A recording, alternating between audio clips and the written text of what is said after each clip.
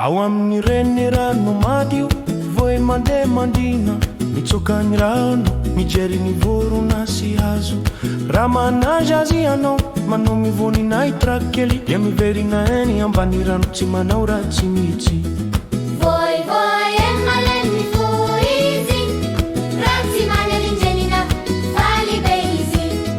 Voay mitsiky kely ho antsika, aza manalinjelina, aza manafika e. Clap, clap, voay, mitsiky voay, clap, clap.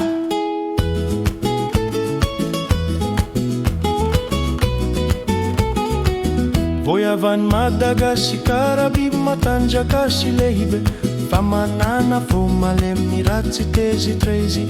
Ankizy malalo, manaja ny voay any reny rano, dia miara milalo, faly mandraky izay sy karetra. Rana melingelina aza amin'ny vato na